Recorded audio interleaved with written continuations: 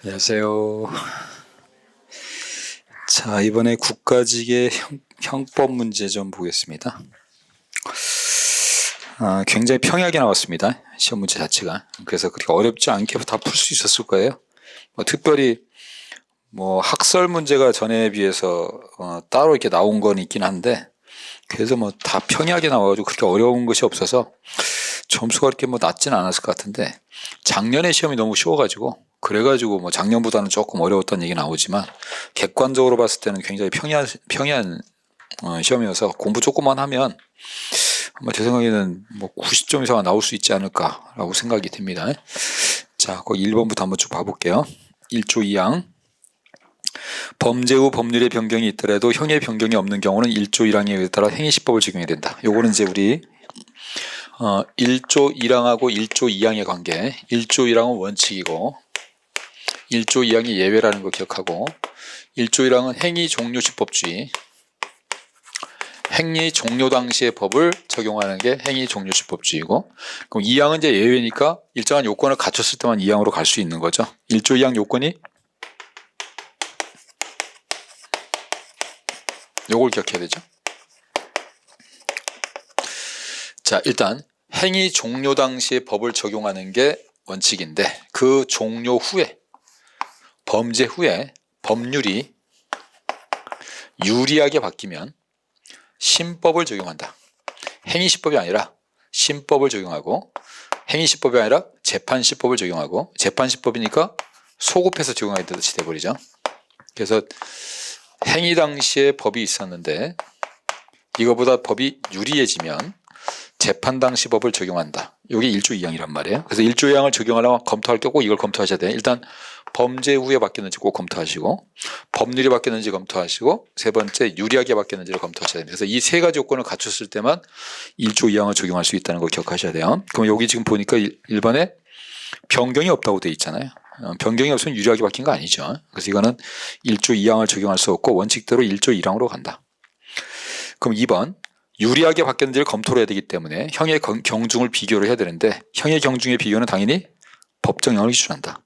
선고유예나 처단이 아니라는 거, 법에 정해진 걸 가지고 기준한다. 3번, 범죄 후 형벌법규에 위임을 받은 법령의 변경에 따라 범죄를 구성하지 않게 된 경우 종전법령이 범죄로 인해서 처벌한 것이 부당했다는 반성적 고려에 따라 변경된 경우에 하나여 1조 2항이 적용된다. 이게 동기설인데 우리 대법원이 과거에 취했던 판례죠. 지금은 동기설을 포기했습니다. 이제는 이렇게만 되면, 범죄 후에 법률이 유리하게 바뀌었으면 동기 따지지 말고 무조건 1조 2항 적용해서 시법 적용하겠다. 이게 현재 우리 입장 바뀐 겁니다. 물론 하나 기억해야 되죠.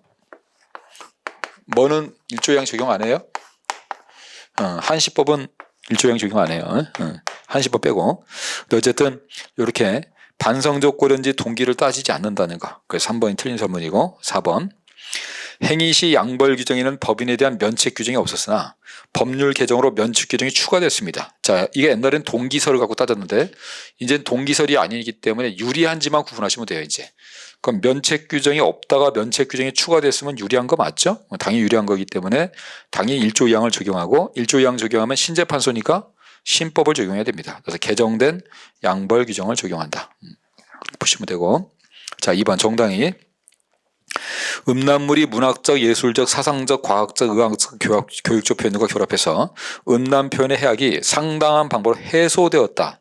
이미 답이 나와 있죠. 음란성이 해소됐고, 셋째 줄, 다양한 의견과 사상이 경쟁 메커니즘에 해소될 수 있는 정도에 이르렀다면 당연히 사회상규에 위배되지 않는 행위에 해당이 된다. 이 결합 표현물이라고 나오는데 이것도 판례가 나오고 나서 이미 몇 번 기출이 됐던 거니까. 자, 2번, 요거 최신 판례입니다. 문헌 송신금지를 명한 가정폭력 특례법상 임시보호명령을 위반해서 피고인이 피해자에게 문자메시지를 보낸 경우 문자메시지 송신을 피해자가 양해 내지 승낙하였다면 정당행위에 해당하느냐라고 했습니다. 위법성이 조각되느냐라고 했는데, 이 가정폭력 같은 경우는 임시보호명령 같은 거, 이게 여러 가지 명령이 나갑니다. 그래서 임시조치라는 게 나가는데, 임시조치가 뭐냐면 접근금지, 격리 이런 것들이거든요. 그 다음에 문자 같은 거 보내지 마라, 전화하지 마라 이런 게 나가요. 근데 이걸 위반했을 때 이게 문제가 된 건데, 이걸 위반하긴 했어요. 문자 보내지 말랬더니 문자를 보냈거든요. 근데 이 판례는 뭐가 문제였냐면, 문자 메시지를 보냈는데 피해자가 무시를 했어야 되는데 피해자가 거기다가 답장을 보냈어요. 문자로. 그 대응을 했다는 얘기죠. 그래서 거기 양해 내지 승낙했다는 말이 그래서 나오는 겁니다.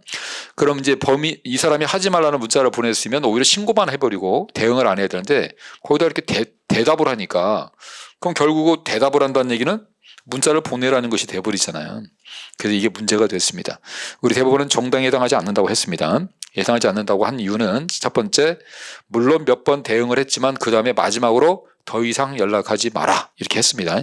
그거 하나 마지막 보낸 것도 있고, 그리고 이건 여러분 이 보호법익 자체가 개인이 마음대로 할 수 있는 보호법익이 아니잖아. 이거는 법원의 명령을 지키라고 하는 거기 때문에. 그래서 피해자가 뭐 승낙한다고 해서 조각되고 그럴 만한 사안이 아닌 겁니다. 이거는. 그래서 최근에 나온 판례니까 잘 기억해 두시고, 그래서 정당에 해당한다 틀린 겁니다. 이번에 신문기자인 피고인이 고소인에게 이유에 걸쳐서 증여세 포탈에 대한 취재를 요구하면서 자신이 취재한 내용대로 보도하겠다고 했죠. 뭐 돈을 내놓으라고 그런 것도 아니고 기자가 보도하겠다는데 이거 가지고는 사회상규에 반하지 않는다. 4번, 의료인이 아닌 자가 찜질방 내에서 부항과 부항침을, 우리 부항은 되게 위험한 행위입니다. 피를 뽑고 막 그러기 때문에 이거를 하는 것은 사회생계에 위배되지 않는 행위를 보기는 어렵다.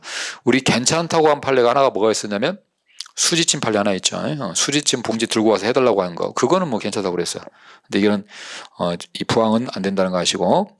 3번, 강요된 자가 저항할 수 없는 폭력이나 자기 또는 친족의 생명, 신체, 이거 체크하세요. 자기 또는 친족 체크하시고, 뭐 조문제로 나올 수 있으니까 그래요. 그 다음에 생명, 신체도 체크하고, 여기 명예 들어가면 틀립니다. 생명, 신체만 되기 때문에 생명, 신체에 대한 위해를 방어할 수 있는 방법이 없는 위해의 상태를 자초했거나 얘기했다면 그거는 강요행위라고 볼 수 없다. 그 다음에 2번, 상사의 지시, 마찬가지. 상사가 지시했다고 해서 어쩔 수 없이 따라야 되는 거 아니니까 이것도 강요행위라고 볼 수 없다. 3번, 강요된 행위에서 저항할 수 없는 폭력이란, 자, 체크, 심리적 의미. 심리적 의미에서 육체적으로 어떤 행위를 절대로 하지 않을 수 없게 되는 경우와, 그 다음에 체크, 윤리적 의미. 그 심리적 의미와 윤리적 의미 둘 다 안 된다는 거 기억하셔야 돼요. 윤리적 의미는 안 된다 그러면 틀려요. 강요는 윤리적으로도 강요할 수 있는 겁니다. 심리적 의미, 윤리적 의미에서 어쩔 수 없이 따라야 되는 것을 강요된 행위라고 한다. 그거 하나 기억하시고. 4번에 어떤 사람의 성장 교육 과정을 통해서 형성된 내재적인 관념 내지 확신으로 인해서 행위자 스스로의 의사결정이 사실상 강제된 결과를 낳게 하는 경우. 우리 칼 납치 사건이죠. 이건 북한에서 어렸을 때부터 내가 아무리 교육을 받았다고 해서 나는 어쩔 수 없었다. 그건 말이 안 된다. 어쨌든 네가 판단한 거다. 그래서 이건 강요된 행위 아니라고 했다는 거. 뭐 쉽게 나왔고 이거는 4번이 틀린 거고. 4번에 형을 가중감경할 사유가 경합합니다. 우리 같은 거 각툭 누감 경작.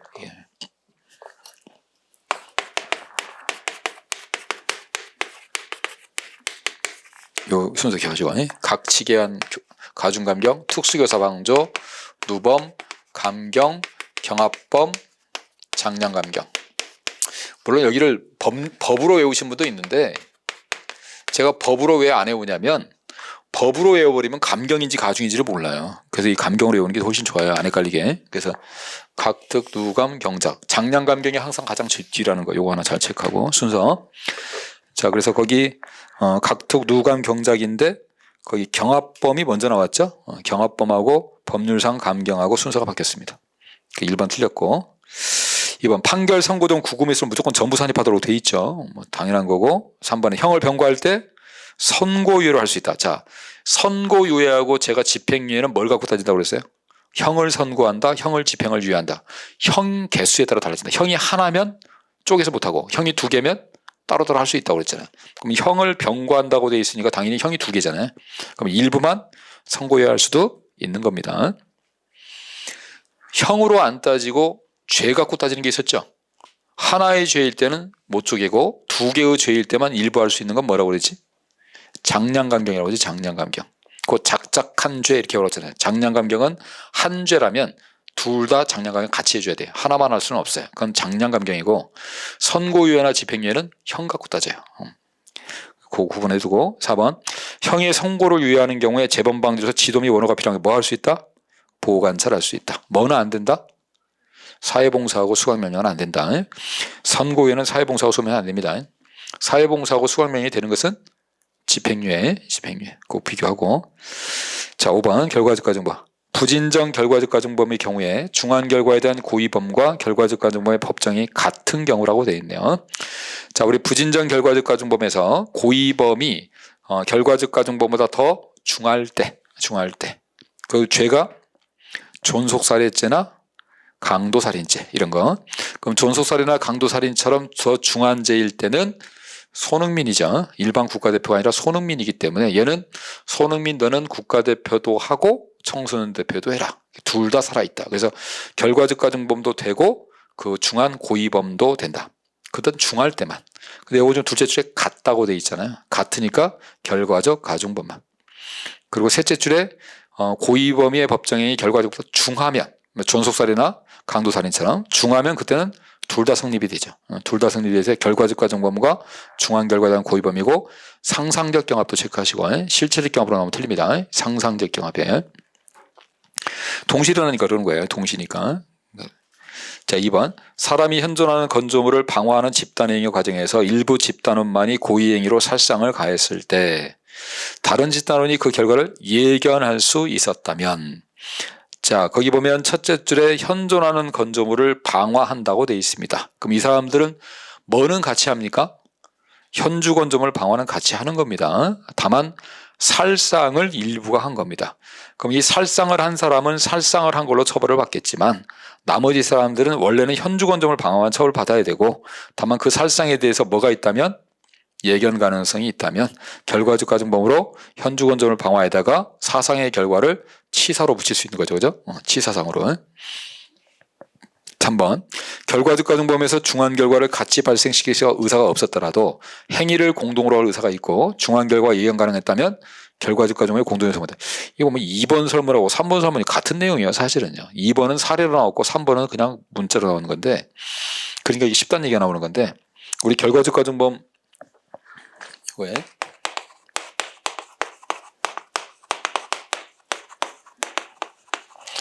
이 결과적 가중범이 나왔잖아요. 고의 기본범죄 있어야 되고 거기다 치자 붙인 거고 중한 결과는 실수로 발생해야 되고 그래서 우리 대표적인 게 폭행, 치사 이렇게 생각하면 돼요. 기본범죄 고의가 있어야 되고 거기다 치자를 붙이는데 요 사망의 중한 결과는 뭘로 있어야 돼? 실수. 이게 실수니까 이걸 공동으로 할 의사가 필요 없는 거예요. 이건 예견 가능성만 있으면 되는 거예요. 실수는 예견 가능성이라는 걸 체크하고요. 결과 나오면 제가 항상 인과관계 따지라고 그랬죠. 그래서 결과적 가중범은 이게 다예요. 시험 문제가. 고의 기본범죄 있어야 되고 예견 가능성이 있어야 되고 결과니까 인과관계 있어야 된다. 다만 이거는 실수니까 이걸 같이 할 의사는 필요 없다. 그래서 거기 지금 나오는 게 공동으로 행할 의사는 필요 없고 결과를 예견할 수만 있으면 된다. 4번에 조문의 형식상 결과적 가중범이나 미수벌 처벌 규정이 있더라도 이는 결합범에만 적용되고 결과적 가중범의 경우는 중한 결과 발생하는 이상 기본범죄가 미수에 그쳐도 결과적 가중범이 미수범이 된다. 지금 현재 우리 법에 결과적 가중범은 미수가 원래는 있을 수가 없는 거죠. 자 보세요. 이게 결과적 가중범이에요. 이 결과적 가중범은 반드시 뭐가 발생해야 돼요. 이게 발생해야 되잖아. 이게 발생해야 이 죄가 되지. 이 사망의 결과 발생 안 하면 무슨 죄예요? 그냥 폭행죄죠. 이게 발생해야만 죄가 되기 때문에 미수란 게 있을 수가 없어요. 근데 우리 현재 우리 법에 예를 들어 이런 게 미수범이 있어요. 강도치상 이런 게 미수범이 있어요. 그 미수범 처벌 규정이 있다고. 그럼 이건 뭐냐 도대체? 여러분 이거 상해 발생 안 했는데 될 수 있어요? 상해가 발생해야지 죄가 된다는 말이야. 그러면 사실상은 이론상으로 미수가 있을 수 없는데 우리 법에 이게 미수범 처벌 규정이 있어요. 그래서 지금 이 얘기를 하는 거야.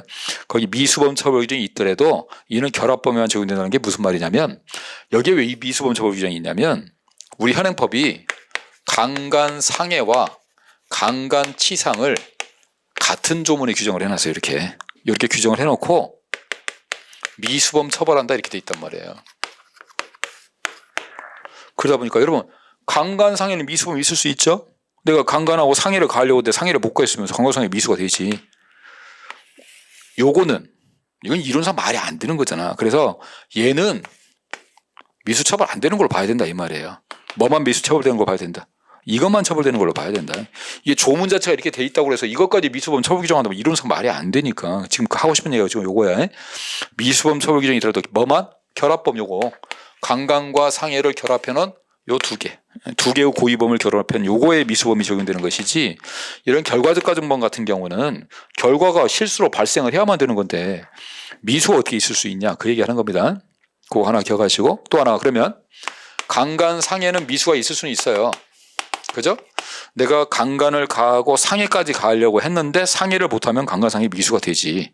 근데 문제는 강간은 못했는데 상해는 가했어. 기수의 미수. 이건 기수라고 그러잖아. 강간했는데 상해 못하면 이건 미수고. 뭐 갖고 따진다? 뒷말을 갖고 따진다. 이거 있잖아. 젖소 부인은 젖소도 부인이다?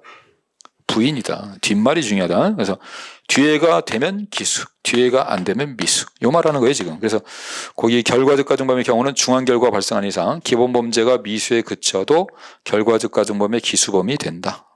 어쨌든 결과만 발생해버렸으면 뭐 강간은 못했어도 상해 발생하면 강간치상, 강간상해 이렇게 되는 거니까.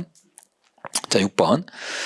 구성요건 요소에 대한 착오 사례가 아닌 것은 그랬습니다. 갑이 성명불상자 3명과 싸우다가 힘이 달리자 옆차에서 식칼을 가지고 나와 이들 3명을 상대로 휘두르다가 말리던 A네. 뭐의 문제예요? 착오네. 구성요건 착오. 그럼 우리가 3명을 상대로 했죠. 자, 3명도 사람 동그라미. A도 말리던 사람도 사람이죠. 말리던 A도 동그라미. 그럼 사람을 하려다가 사람을 했으니까 뭐 인정한다? 그냥 고의 인정한다. 고의 인정한다. 사람이면 고의. 사람을 하려고 하는데 물건 했을 때는 그때는 미과상으로 가야죠. 미술과시로 가지만 우리 법정적법합설에 가면 그냥 무조건 인정합니다. 이거는 사람이기만 되니까. 자, 2번. 물론 이거 여러분 구체적법합설로 가면 어떻게 될까요? 구체적법합설로 가면. 구체적법합설로 가면 명중을 해야 되잖아. 사람이고 명중을 해야 돼. 근데 휘두르다가 말리던 사람을 했으니까 빗나간 거지, 이거는. 그러면 이게 구체적법합설로 가면 3명 미수, 과실 A, 상해. 이렇게 됩니다. 근데 법정적법합설은 빗나가든 명중하든 따지지 않잖아. 그냥 사람이기만 하면 되니까 법정적법합설에 하면 그냥 A 상해. 이렇게 끝내버리는 거고. 구체적법합설에 하면 미과상으로 가는 겁니다. 자, 2번. 갑이 6층 호텔방에서 상해 의사로 A를 구타해서 A가 정신을 잃고 쓰러지자 사망한 것으로 착각하고 A가 자살한 걸로 위장하기 위해서 떨어뜨렸습니다. 자, 요것도 마찬가지 착오 맞네. 자, 요거는 첫째 줄 체크해야 되죠. 상해의 의사로.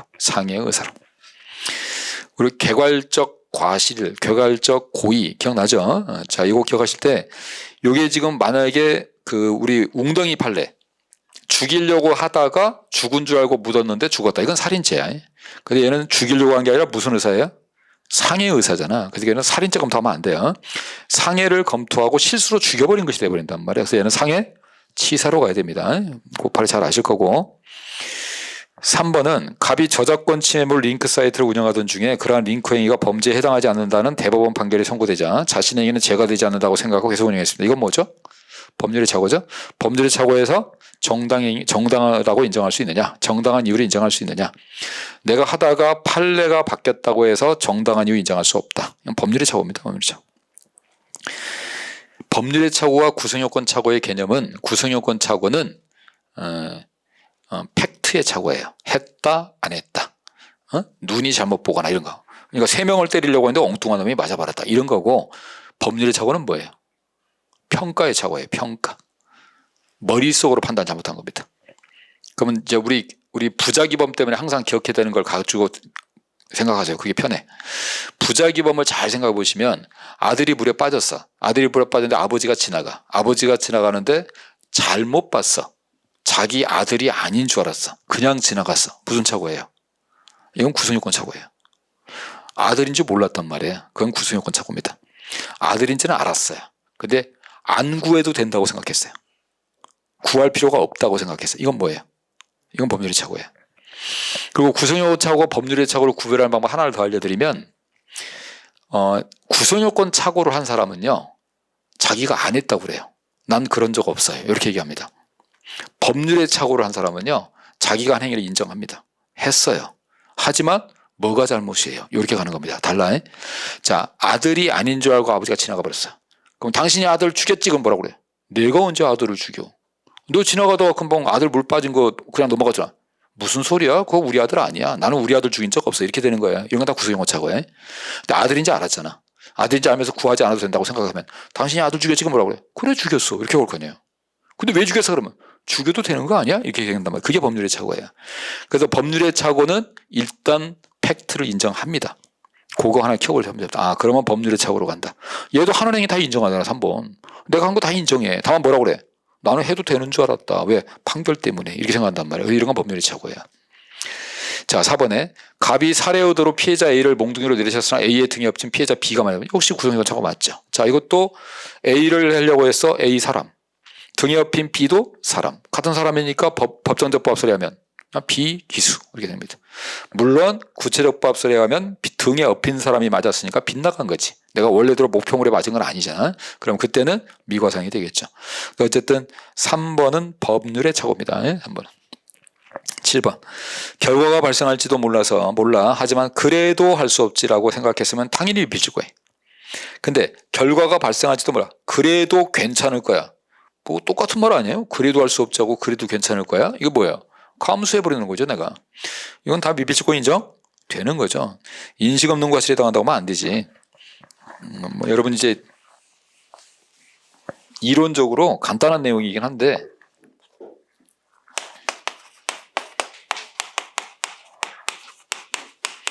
고의는 인식과 의사가 있어야 돼요. 아들이란 것도 알고 죽일 생각도 있어야 돼요. 그래야 이게 인식이 있는 거 고의라고 합니다. 근데 인식도 있고 의사도 있는데 이 고의의 의사가 나는 꼭 죽여야겠다 이런 의도를 갖는 경우도 포함이 되지만 그래도 할 수 없어. 뭐 이거 뭐 용인, 감수 요거까지 인정한단 말이에요. 이렇게 요것이 있어도 고의를 인정합니다. 다만 이 용인 감수하는 걸 우리가 무슨 고의라고 그래요? 미필적 고의라고 하죠. 괜찮아 뭐 그래도 뭐 할 수 없지 뭐 이렇게 해버리면 미필적 고의예요. 인식 있는 과실은 뭐예요? 인식은 있어. 근데 아예 없어요. 이게 아예 없어요. 절대 그러면 안 돼. 이렇게 생각하는 거야. 알겠죠? 이런 게 인식 있는 과실이야. 근데 이건 뭐야? 죽여버릴 거야. 죽일 생각은 없는데 죽어도 할 수 없어. 지가 운이 없는 거야. 요까지는 고의가 버린다 거야. 이건 뭐야? 그럴 생각은 없어. 요거입니다. 요 인식 있는 과실이 여러분 좀 잘 안 와닿을 거야. 요거 판례 그거 하나 생각하면 돼요. 북한하고 우리나라하고 남한 그 바다 그걸 뭐라고 그래? 한계선이잖아. 그 북방 한계선이죠.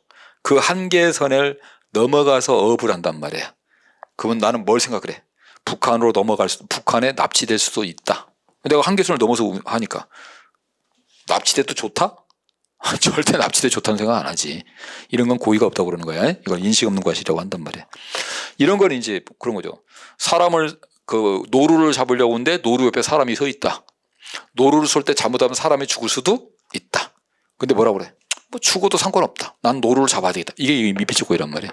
이렇게 두 개가 달라집니다. 근데 얘는 지금 절대 그러면 안 된다가 아니라 뭐예요? 괜찮을 거잖아요. 괜찮을 거야. 그러니까 이건 미필적 고의가 돼버리는 거예요. 니은번 경찰관이 차량 약 30cm 전방에 서서 교통차단의 이유를 설명하고 있는데 운전자가 신경질적으로 갑자기 좌회전해서 우측 범퍼를 무릎을 들이받다. 이거 당연히 의사 있는 거지. 그래도 상관없다 아니야 이거는. 당연히 미필적 고의 있는 거고. 디귿번 이것도 판례인데 대구 지하철 화재 사고 현장을 수습하기 위한 청소 작업이 한참 진행되고 있는 시간 중에 실종자 유족들로부터 이의제기가 있었음에도 즉각 청소 작업을 중단하도록 지시하지 않고 수사기관과 협의하거나 확인도 하지 않았답니다. 이랬을 때 이걸 가지고 그래도 상관없다라고 인정할 수 있느냐? 아이 설마 이거죠. 지금 여기 현장 수습할 때 청소하면서 야 증거 없어도 괜찮아 이건 아니었을 거라는 거야. 그래서 이거는 고의를 인정하지 않았습니다. 우리 판례가.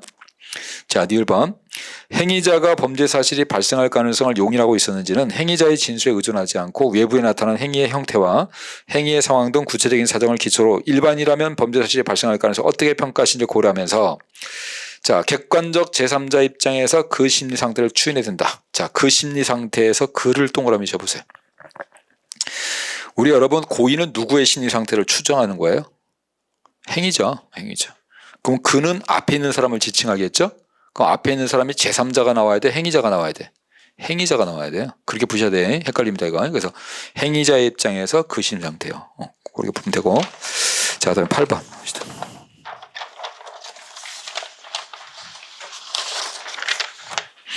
위법성 조화 사유의 주관적 정당화에 대한 설명으로 그랬습니다. 우리 자, 우리 오랜만에 학살 한번 해봅시다.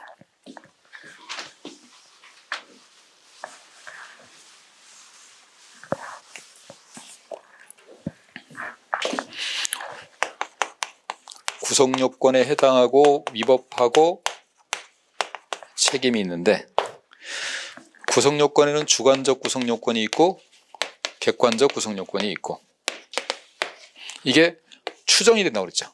구성요건에 해당하면 위법성이 추정된다.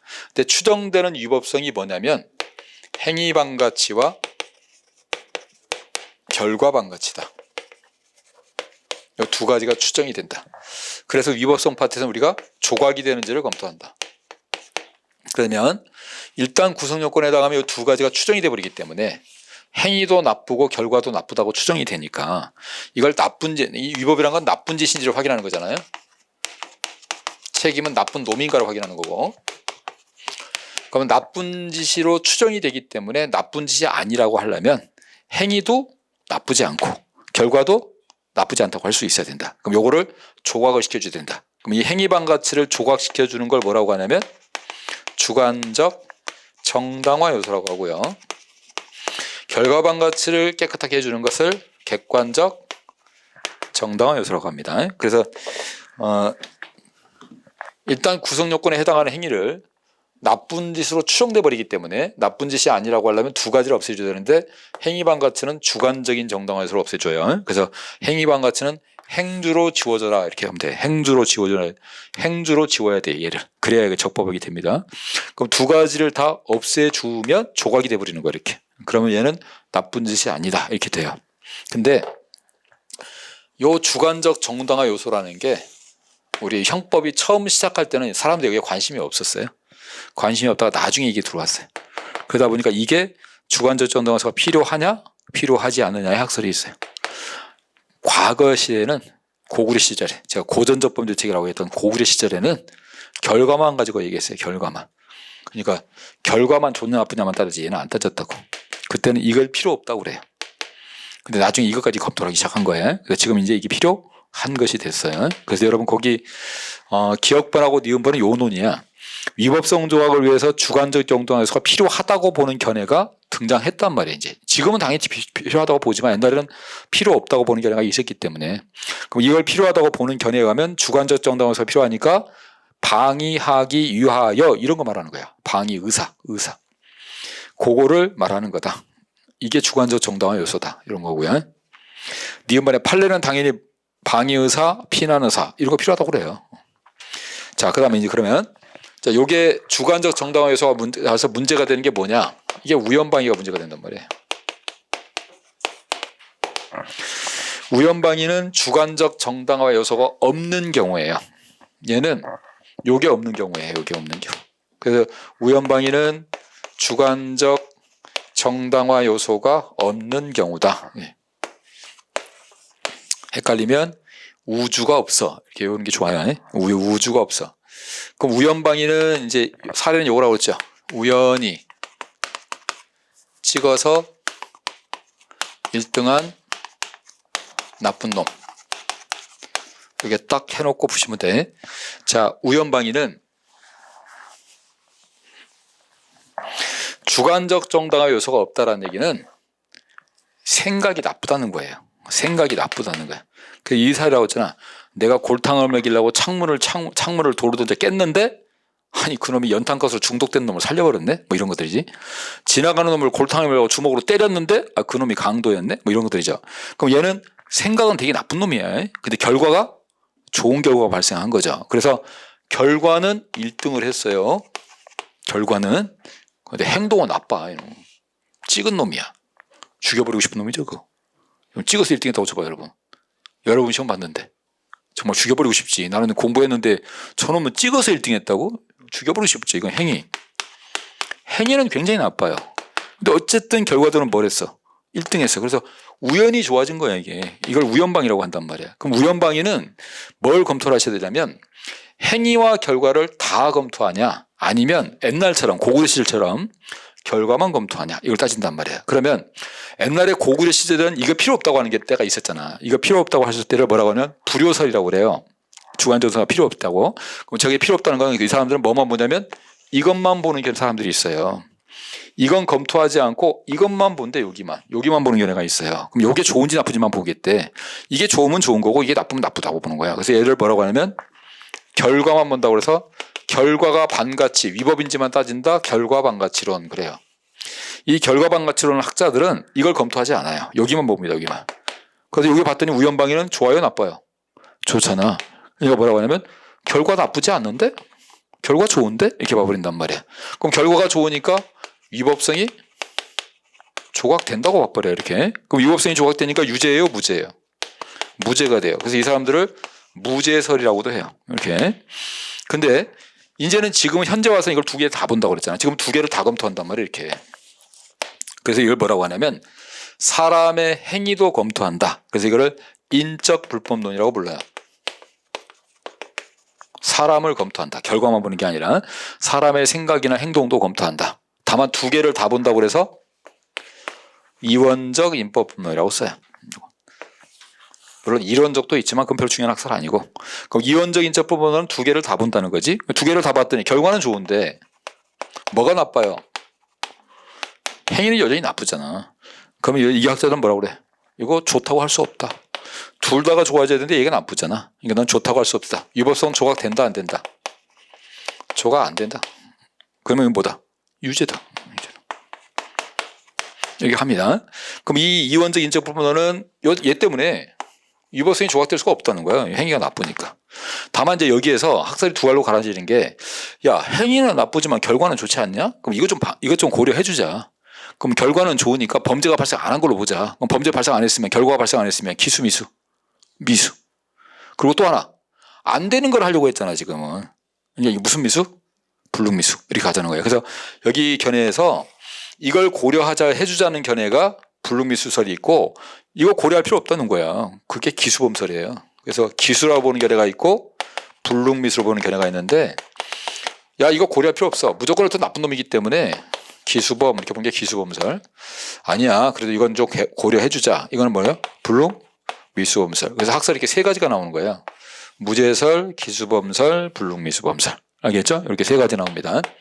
그럼 지금 여기 보시면 디귿번에 위법성 조각을 위해서 주관적 정당성가 필요 없다고 보는 견해에 의하면, 자, 필요 없다고 보는 거니까 행위는 필요 없대. 결과만 보겠대. 얘들이 결과반가치론이에요. 그럼 이 결과반가치론에 의하면 행위자가 행위 당시 존재하는 객관적 정당성을 인식하지 못한 채 범죄의 고의만으로 행위를 한 경우 고의 기수범이 성립한다. 틀린 거예요. 무죄예요. 무죄서. 무죄로 갑니다. 이 사람들은. 그럼 1번. 위법성 판단의 행위반가치와 결과반가치가 모두 요구된다고 본다. 이원적 인적 불분론이죠. 둘 다 보는 거. 그럼 이 견해에 의하면 주관적 정당화 요소가 결여됐잖아. 그러면 요거를 저 행위반가치를 좋게 만들어주지 못하잖아. 그러면 행위반가치는 그대로 살아있는 거고 결과반가치는 없어지죠. 어쨌든 1등이니까 이게. 그러니까 결과반가치가 부정된다라고 하면 말이 혹시 될 수 있는데 그게 불능미수범설이니까. 근데 행위반가치가 부정된다는 건 말이 안 되는 거죠. 주관적 정당화 요소가 없는데 어떻게 행위반가치가 부정돼요? 행위반가치가 부정되려면 행주라고 그랬잖아. 주관적 정당화가 있어야 된단 말이에요. 그래서 이거는 틀린 거예요. 말이 안 됩니다. 그걸 결과반가치로 바꾸면 말이 돼요. 결과반가치가 부정되기 때문에 불능미수로 간다. 이건 말이 돼요. 그래서 가나가 맞습니다. 자, 9번. 심신장애인의 행위인지 여부는 전문가의 감정, 그 행위의 전후사정이나 기록에 나타난 재반 자료를 종합해서 인정하되 공판정에서의 피고인의 태도, 고려해야지. 당연히 고려 안 하는 건 말이 안 되는 것이고, 그다음에 심신장애는 생물학적 요소의 심리학적 요소, 혼합적 방법. 생물학적 요소도 검토하고 심리학적 요소도 같이 검토하죠. 생물학적 요소만 보는 것이 뭐였죠?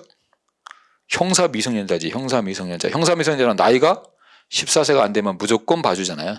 근데 심신장애는 나이만 갖고 따지는 게 아니야. 자, 이 사람이 정신병이 있는지, 생물학적 요소는. 그 다음에 판단 능력이 있는지, 심리학적 요소. 이걸 다 검토합니다. 따라서 두 가지를 같이 보는 혼합적 방법이라는 걸 체크하고, 정신병 또는 비정상적 정신상태와 같은 정신적 장애로 말미암아 사물에 대한 변별 능력과 행위통조력이 결여되거나 감소되었음을 말한다. 그래서 둘째 줄에 있는 정신적 장애, 이런 게 이제 생물학적 요소고, 셋째 줄에 있는 변별 능력이나 이런 것들이 심리학적 요소라고 보시면 돼요. 그 2번이 맞고 3번. 성격 측면에서의 성격적 결함에 따른 소화기호증. 우리 여러분 소화기호증, 뭐 성주물, 성애증 이런 거 나오면 뭐라고 그래요? 원칙적으로 심신장애 아니다. 원칙은 아니다. 다만 그렇다고 해서 무조건 아닌 건 아니고, 자, 둘째 줄처럼 심각해서 그 증상이 심각해서 정신병 정도 되면 그때는 심신장애를 볼 수 있다. 두 가지로 기억하죠. 원칙은 아니다. 심각하면 된다. 이렇게 하셔야 돼. 그러면 거기 심각해서 원래 의미의 정신병 있는 사람과 동등하다고 평가할 수 있더라도 인정할 여지가 없다가 틀린 거예요. 심각하면 되니까. 4번에 위험의 발생을 예견할 수 있었는데도 자의로 심신장애를 야기한 경우, 우리 원자행 있잖아요. 원인에 있어야 자율행위 고의한 원자행만 있어요? 과실도 있어요. 과실도 있잖아요. 우리 대표적인 게 만취 상태에서 교통사고 낸 경우잖아요. 그럼 과실도 있기 때문에, 자, 자의로 심신장애를 야기한 경우는 원인에 있어야 자의로운 행위에 관한 적용 대상이 아니다? 아니, 된다. 자, 앞에 첫째 줄에 위험 발생을 예견할 수 있었는데도 이게 과실이란 뜻이에요. 예견하고 그러면 알고 했다는 거니까 고의고, 예견할 수 있었는데도 그러면 예견 가능성이잖아. 예견은 과실이 되는 겁니다. 과실. 그래서 고의뿐만 아니라 과실의 경우도 원자행을 인정한다는 거. 그래서 맞는 거는 2번이고요. 10번 합동 강도의 공범자 중 1인이 강도의 기회에 피해자를 살해한 경우에 다른 공모자가 살인의 공모를 하지 않았다고 하여도 살인이나 치사의 결을 예견할 수 없었던 경우 아니면 강도치사죄 죄책을 면할 수 없다. 맞죠? 이게 지금 보면 같은 문제가 지금 몇 개 나온 거예요. 지금 결과적으로 뭐 문제가. 하나만 하나로 다 풀 수 있게 나오는데. 다만 하나 여기 주의할 게 강도치사라는 거 하나 좀 조심하세요. 강도살인 아닙니다. 왜 그러냐면 여러분 강도상해는 어떻게 돼? 강도를 같이 하려고 했는데 한 놈이 상해를 개버렸을 때 전부 다 강도상해. 그때는 강도상해의 공동전범이란 말이야. 근데 얘는 강도살인은 강도치사로 간다고 그랬잖아요. 죽이려고까지는 했다고 볼 수는 없다. 이런 거. 2번 피고인이 다른 피고인들과 택시 강도를 하기로 모의한 일이 있다고 해도 다른 피고인들의 피해자에 대한 폭행에 착수하기 전에, 자, 거기 특수강도의 합동범으로 다스릴 수는 없다라는 게 맞죠? 우리 합동범의 개념이 뭐죠? 공동정범이면서 and 현장성까지 있는 경우, 그걸 합동범이라고 한단 말이에요. 그러면 얘도 어쨌든 공동정범이에요. 얘도 공동정범인데 조금 현장성까지 갖춘 공동정범을 합동범이라고 부른단 말이에요. 그럼 우리 공동범 논리 그대로 들어오는 거예요. 우리 공동정범에서 이탈, 공모관계에서 이탈 언제? 착수하기 전에. 착수하기 전에 이탈했으니까. 그럼 그때는 특수강도 합동범 다스릴 수 없다. 3번 합동절도에서도 공동정범과 교사범, 종범의 구별 기준은 일반 원칙에 따라야 되고 그 결과 범행 현장에 존재하지 않은 범인도 공동정범이 될 수 있다. 이런 공동정범을 뭐라고 그러죠? 공모 공동정범이라고 하지. 현장에 안 가는 거. 그 다음에 상황에 따라서는 장소도로 협동한 범인도 방조만 했다면, 당연하죠. 방조만 했다면 좀 종범이지. 우리가 합동범이 되려면 아까도 얘기했지만 공동정범 요건 갖춰야 되고, 우리 판례 입장이 그런 입장이니까. 그럼 공동정범은 공모를 하고 행위도 분담이 돼야 돼요. 그러니까 공동정범도 정범으로서의 역할을 해줘야 돼요. 주로운 역할을 해야지. 방조만 하면 공동정범이 될 수가 없는 거예요. 그러니까 합동정범도 안 되는 겁니다. 자, 4번 합동범이 성립하기 위한 주관적 요건에서 공모는 법률상 어떠한 정형을 요구하는 것이 아닌 거 맞고, 공범자 상호간에 직접 간접으로 범죄의 공동 강호사가 안뭉에 상통돼도 되는데 사전에 있어야 돼요? 상관없지. 우발적으로 현장에서 갑자기 해도 되는 거기 때문에 꼭 사전에 있어야 되는 거 아닙니다. 그 4번이 답이고, 11번 외부인이 주거 내에 현지하는 거주자의 현실적인 승낙을 받고 통상적인 출입 방법. 자, 승낙 체크하고 통상적인 방법 체크하고. 자, 지금은 주거 침입을 판단할 때 주거권자의 의사를 고려하는 게 아니라 뭘 갖고 판단한다? 달, 별, 태양. 달도 아니고 별도 아니고 태양 갖고 기준한다고 그랬잖아. 태양. 행위 태양을 갖고 다니기 때문에 들어갈 때 어떻게 들어가냐를 갖고 따져요. 그러면 승낙받고 통상적인 방법으로 들어갔으면 문제될 게 뭐가 있냐지. 그래서 주거 침입이 안 된다. 거주자의 의사에 반하는 것을 추정된다고 해도 주거 침입이 아니다. 그 니은번도 보세요. 관리자의 현실적인 승낙받았고 통상적인 방법으로 들어갔다 있잖아. 그러면 당연히 안 되고 그 뒤에 가정적, 추정적 의사는 고려되어야 된다. 이것도 틀린 겁니다. 그것도 조심하셔야 돼. 지금은 이 가정적 의사, 추정적 의사 고려하지 않아요. 그럼 고려하지 않고 그냥 통상적인 방법으로 갑니다. 그래서 그 승낙의 동기에 착오가 있었던 경우 승낙의 유효성에 영향을 미쳐서 건조물 집자 성립할 수 있다? 그렇지 않다. 여기서 말하는 승낙의 동기의 착오가 그거잖아요. 음식점에 도청장치를 설치하러 들어가니까 점심 싸우러 하는 줄 알고 어서 오세요 그랬잖아. 승낙했잖아. 근데 알고 봤더니 뭐 하려고 들어온 놈이야? 도청장치 하려고 했잖아.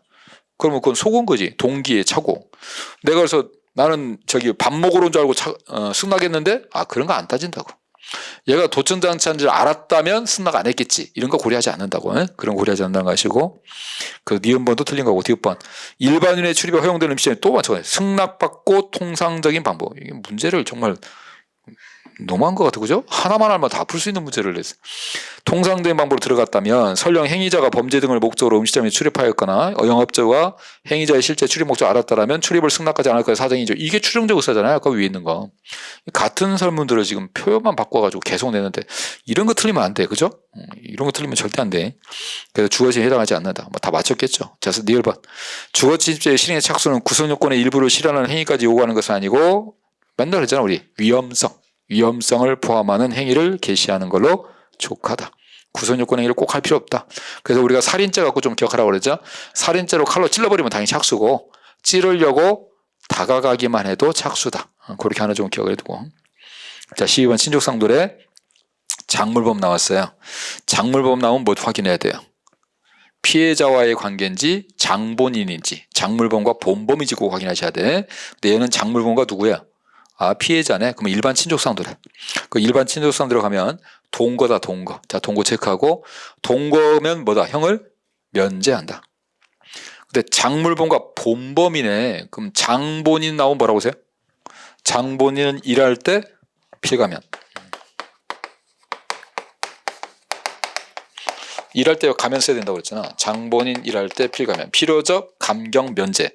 이게 첫 번째는 피해자는 그냥 형을 그냥 면제하지만 얘는 면제만 하는 게 아니라 감경도 있다는 거 기억하셔야 되고 또 하나가 일항만 된다는 것도 아셔야 돼. 일항. 동거친족, 직결동거배배 하는 거. 동거친족. 그럼 이거 일할 때만 일항만 된다는 거. 그래서 작물인과 본범나무 이거 꼭 체크하셔야 돼. 일항이고 필가면이라는 거.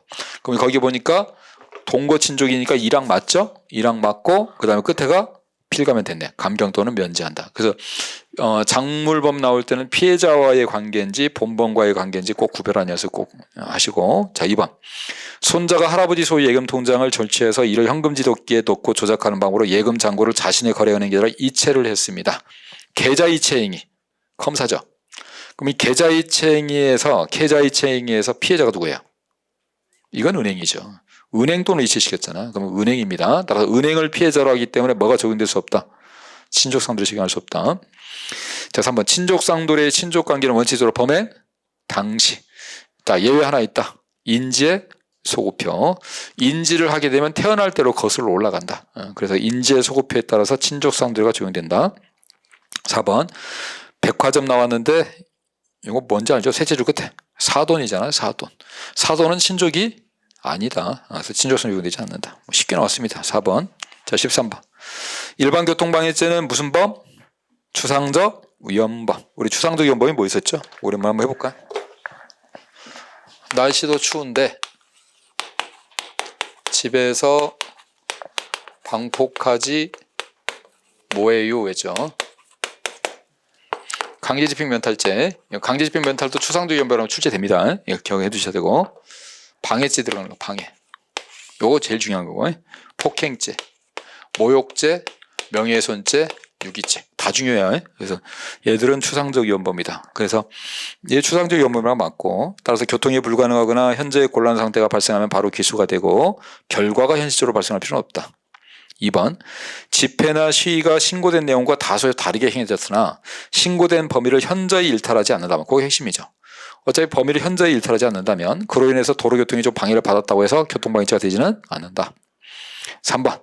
교통방해는 무슨 범? 계속범. 여러분 잠깐 주차하고 있다고 그걸 교통방해로 보면 안 된다고 그랬잖아. 그러니까 계속범. 우리 계속범이 계속 피가 나요 그랬죠.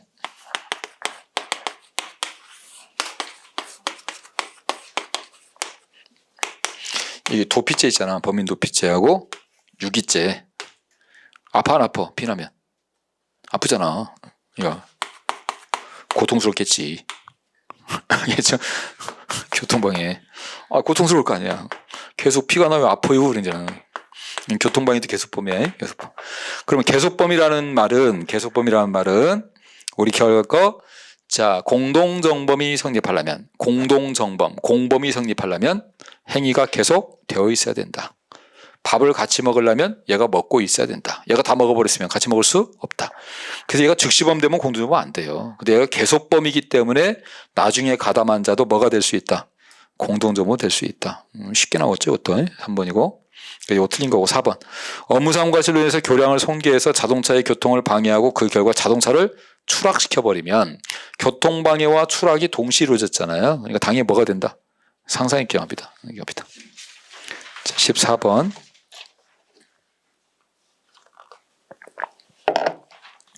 자, 피교사자의 범행이 당초의 교사행위와 무관한 새로운 범죄 실행의 결의에 따른 것이라면 그러면 교사가 됐어요? 안 됐어요? 안 된 거지. 절도를 하라고 했더니 가서 살인을 해버리고 막 이런 거잖아요. 그렇다면 교사자는 일단은 상대방이 교사행위와 무관했으니까 교사를 승낙을 안 한 거하고 똑같은 거죠. 실패한 교사야. 실패한 교사. 그럼 실패한 교사니까 누구만? 교사자만 예비 임무에 준해서 처벌한다. 비교사자는 처벌하지 않는다. 이놈이 물론 승낙을 해놓고 실행을 하지 않았다. 승낙을 해놓고 실행하지 않으면 그는 효과 없는 교사가 되죠. 그럼 둘 다 예비 임무. 근데 얘는 전혀 무관한 걸 했다는 것은 아예 그 교사의 영향을 안 받았다는 얘기거든요. 그래서 이건 실패한 교사가 됩니다. 니은 피교사자가 교사자의 교사행위 당시에는 승낙하지 아니한 걸로 보인다 해도 결국은 그걸 교사로 범행 결의했다면 그건 교사 된 거다. 이거 우리 낙태시키려고 했던 거 있잖아요. 낙태하라 할 때 처음에는 거절했지만 나중에 결국 낙태했잖아. 그런 경우는 교사가 인정이 된다. 3번 형법상 방조행위는 정범이 범행을 한다는 점을 알면서 그 실행행위를 용이하게 하는 직접 간접의 모든 행위를 가리키는 점에서 방조행위와 정범의 실현 사이에 자 요즘에 중요하다고 그랬죠. 방조범도 뭘 요구한다? 인과관계를 필요로 한다. 왜 그러냐면 현재 공범 종속성 이론을 취하기 때문에 교사범이나 방조범을 처벌하는 이유는 뭐 때문에 처벌하는 거예요? 정범이 실행에 착수하고 불법 행위를 했다고 해서 처벌하는 거예요. 그러니까 당연히 방조범이 정범에 영향을 줘야 돼요. 그때만 되면 인과관계 꼭 필요하다고 봅니다. 그래서 아니다가 틀린 거고 4번. 정범의 실행에 착수 이전에 장래 실행을 예상하고 이를 용이하게 하기 위해서 방조. 자, 방조는 사전에 할 수도 있죠. 사람 죽이라고 미리 칼을 사줄 수 있잖아. 다만 방조가 되려면 뭐가 필요해? 실행에 나가야지. 우리 맨날 하는 거.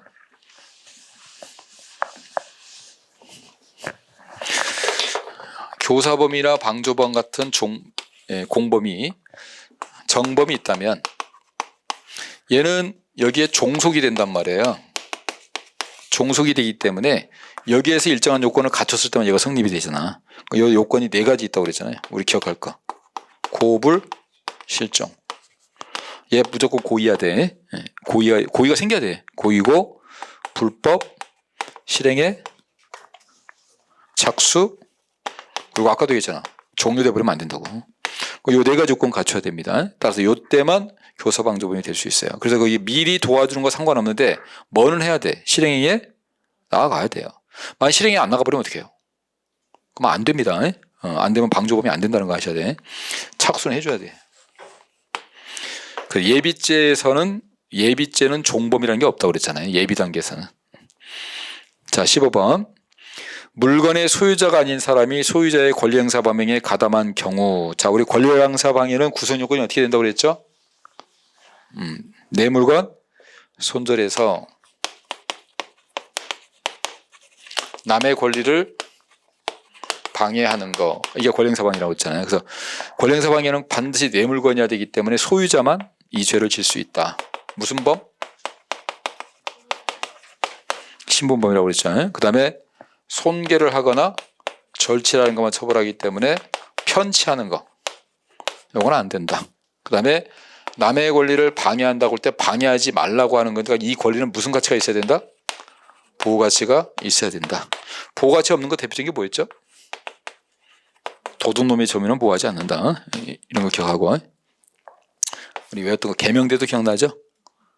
점유를 개시했거나 명백하지 이게 누구의 권리인지 명백하지 않거나 대항할 수만 있다면 이것도 보호한다. 여기도 개명대 그러지. 그 다음에 방해니까 추상적 위헌법입니다. 이렇게 기억해 두셔야 돼. 그러면 지금 이게 보니까 물건의 소유자가 아닌 사람은 원래 안 되는 거야. 그러나 끝에 공범이 성립할 여지가 없나요? 자, 내가 신분이 없어도 공범이 될 수 있죠. 몇 조? 3조. 공범과 신분. 공범과 신분하면 공동전범, 교사범, 방조범 가능하단 말이에요. 따라서 성립할 여지가 없다 그러면 틀린 거죠. 33조가 있으니까.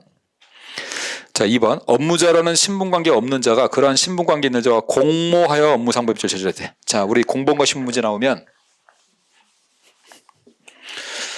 자, 우리 어떤 공범과 신분은 무조건 2명 중에 한 사람은 신분이 있고 한 사람은 신분이 없다고 그랬어요. 그래서 핵심은 요 신분이 없는 놈을 요 신분범처럼 볼 수 있느냐 이 문제라고 했잖아. 자, 이게 얘도 신분범처럼 보려면 요건이 필요하죠.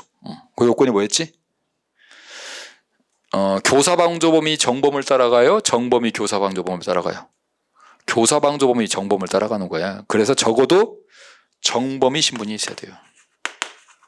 요거 하나 지켜야 돼. 아, 정범이 신분을 갖고 있다면 얘가 이렇게 따라갈 수는 있다는 거지. 그래서 방향, 첫 번째. 방향 체크하라고 그랬죠?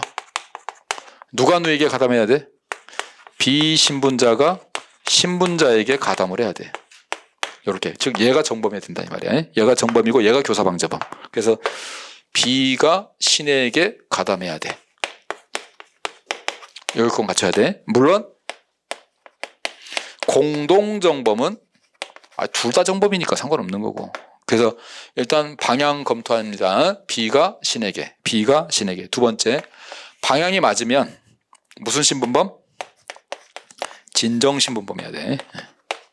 그래야만 둘 다 똑같이 신분범으로 갈 수 있어요. 그래서 우리가 공범과 신분 나오면 B가 신에게 진정으로 기도한다고 그랬죠.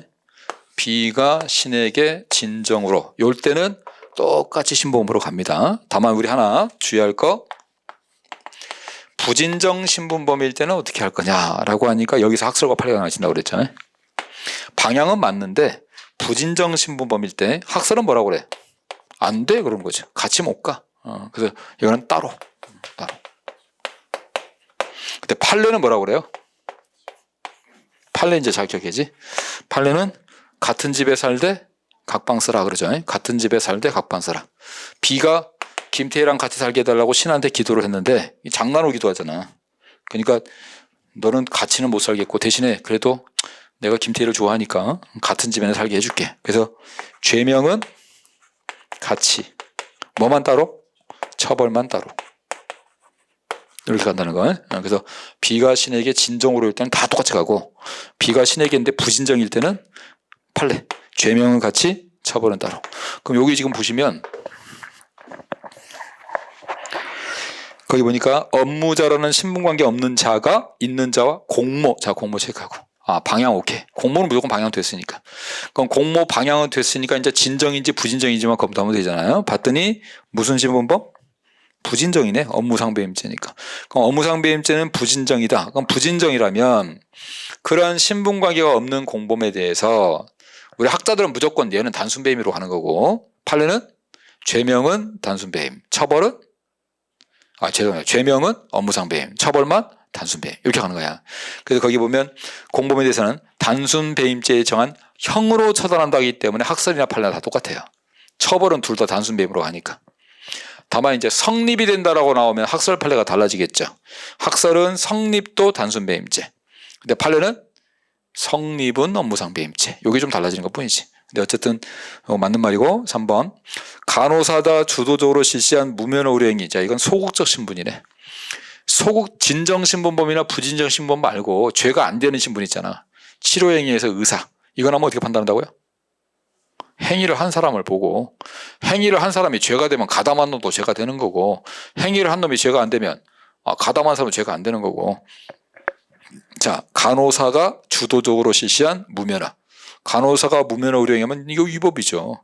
그럼 여기에 가담한 누구도 당연히 의사도 위법이 되죠. 따라서 무면허운행의 공동전범이 된다. 그래서 소극적 신분은 간단하게만 하면 돼요. 이거는 공범 종속성 이론 그대로 채용해서 실제로 주도를 한 놈이 죄가 되는지만 보시고 따라가면 돼요. 이거는. 자, 4번. 형법 33조 소중의 신분이란 남녀의 성별, 내외국인의 구별, 친족관계, 공무원의 자격관계뿐만 아니라 널리 일정한 범죄가 아니다. 자, 인적관계 체크하고 신분은 인적관계를 얘기하면 즉 사람마다 다른 게 신분이야. 신분증 생각하라고 했잖아. 사람마다 신분증이 다르다. 사람마다 다른 걸 신분이라고 한다.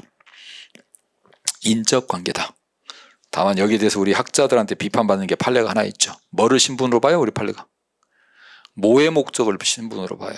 모의 목적은 인적관계가 아닙니다. 그거는 행위야. 어떤 의사를 어떤 목적이냐. 근데 그걸 우리 판례가 신분으로 보기 있기 때문에 그건 하나 주의해서 읽으셔야 돼. 자, 16번. 공범자의 소유물도 몰수할 수 있지만 적어도 공범자가 소추되어야만 가능하다. 그럴 필요 없다. 공범자가 소추되든지 말든지 상관없다. 2번. 몰수는 반드시 압수되어 있는 물건에 대해서만 하는 것이 아니므로 몰수대상 물건이 압수되어 있는가 하는 점, 적법한 절차에 의해서 압수되는가 점 상관없다. 마약을 위법하게 압수했어도 몰수는 해야 된다. 3번. 몰수를 선고하기 위해서는 몰수의 요건이 공소이된 공소시효와 관련되어 있어야 한다. 공소 제기되지 않은 별개의 범죄 사실 법원이죠. 불고불견치 위반입니다. 공소 제기되지 않는 걸 재판해가지고 그걸로 몰수한다는 건 말이 안 되는 거야. 불고불견치 위반. 4번. 몰수하기 불가능한 때 추징해야 될 가액은 범인이 그 물건을 보유하고 있다가 몰수의 선고를 받았다면 잃게 될 이득 상당액을 초과해서는 안 된다. 왜? 몰수는 취지가 뭐라고 그랬죠? 이익박탈이라고 했잖아요. 이익박탈. 그 사람이 받은 이익을 박탈하는 게 취지이기 때문에 이익만큼만 뺏어야 돼요. 그래서 기준 시점을 어떻게 따져요? 선고를 받았더라면 잃게 될 이익이잖아. 선고시야. 선고시. 선고시에 잃게 될 이익을 갖고 따지기 때문에 선고시를 기준으로 한다는 것도 기억하시고 몰수 추징의 취지가 이익박탈이기 때문에 이익의 한도에서라는 거 기억하고요. 17번 소송사기. 피고인이 허위의 채권을 피보전 권리로 삼아서 가압류로 하였더라도 본안 소송을 제기한 채 가압류자. 가압류만 가지고는 뭐가 안 된다? 착수가 안 된다. 이건 보존행위에 불과하다. 뭘 하면 착수다? 압류는 착수다. 압류는 착수다. 2번. 피고인이 허위의 채권으로 법원에 지급명령을 신청했다. 지급명령 신청했으면 재판하자고 하는 거니까 당연히 착수된다. 안 된다. X. 3번. 피고인이 허위의 증거를 조작하는 등의 적극적인 시술을 사용하지 않았지. 기한 미도래 채권에 대해서 기한이 아직 도래하지 않았는데 중요한 건 뭐냐면 그 뒤 즉시 지급을 구하는 취지입니다. 여러분 이렇게 얘기한 거죠. 판사한테. 판사님 제가 12월 31일 날 1,000만 원 받을 게 있는데요. 그거 지금 좀 받아주세요. 그럼 판사가 뭐라고 할까요? 미쳤냐? 그러겠죠. 야 12월 30일 거 지금 어떻게 받아? 판사 속인 거 있어요? 없어요? 너무나 착하다. 사실대로 얘기한 거잖아. 이거는 속인 게 없다. 기망에 해당하지 않는다. 4번. 부동산 등기부상 소유자로 등기된 적이 있는 자네. 등기된 적이 있는 자. 우리 소송사기에서 이전 등기 말소 청구하는 거하고 보존 등기 말소 청구하는 거하고 구별하는 거. 우리 등기가 원래 보존 등기가 처음 먼저 된다고 그랬잖아요. 이렇게 보존 등기가 A 걸로 됐었어요. 근데 요거 이제 B한테 팔면 이제 이다음부터는 뭐라고 그래요? 이전 등기라고 하잖아.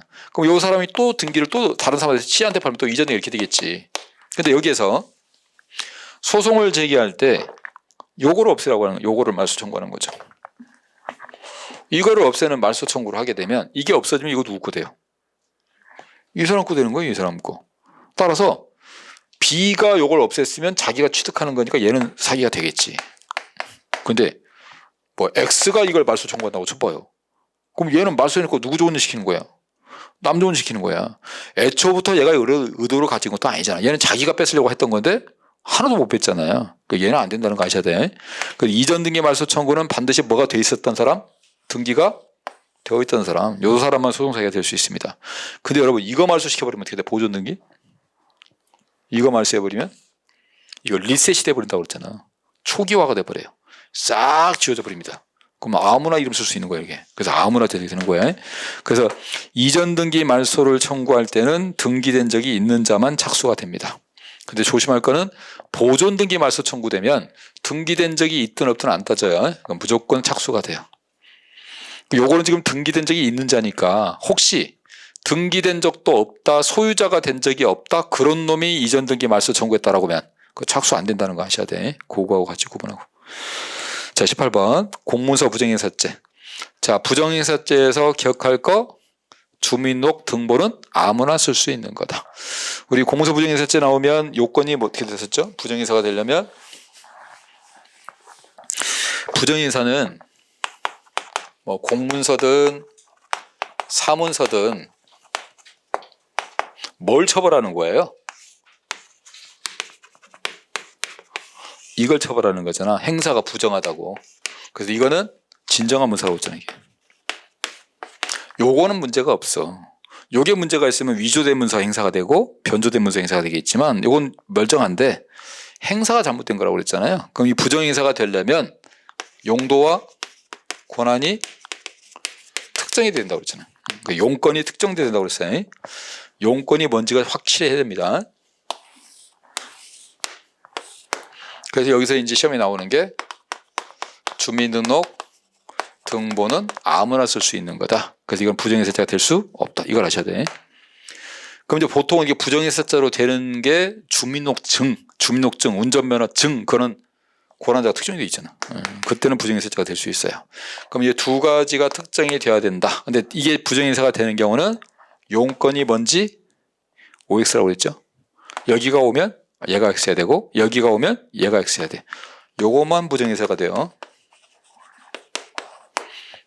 O 당연히 안 되고 XX도 안 된단 말이에요. 부정인사 안 된다는 거 아셔야 돼. 그러면 지금 주민등록표는 아예 용도나 권한이 특정이 안 됐으니까 당연히 부정인사가 안 되는 것이고. 자, 그 다음에 3번 먼저 봅시다.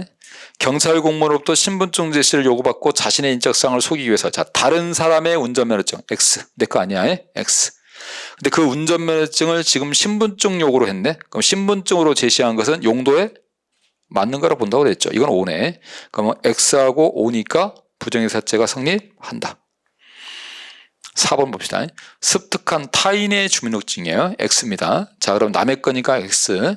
그러면 X가 됐으니까 용도에 맞게 써야 부정인사가 돼. 근데 봤더니 자기 가족의 것이라고 제시했대요. 주민등록증은 자신의 신분을 증명하는 것을 해야지 용도에 맞는 거지. 가족의 것이라고 제시하면서 우리 가족이에요. 우리 누나가 시켰어요. 이런 걸 증명하는 건 신분증 용도가 아닙니다. 그러면 용도에 안 맞기 때문에 XX가 돼버려요. 용도에도 안 맞고 권한도 없으니까 XX가 되니까 뭐가 될 수 없다. 부정인사죄가 성립할 수 없다. 자, 2번은 왜 안 되죠 이거? 거기 둘째 줄 파일을 보여줬죠. 운전면허증은 꼭 뭘 보여줘야 돼? 원본을 보여줘야 돼요. 운전면허증 자체를 보여줘야 돼. 파일 보여준 거 가지고는 행사를 안 봐요. 그래서 부정인사죄 안 된다는 거 아시고. 자, 19번 제3번 문제.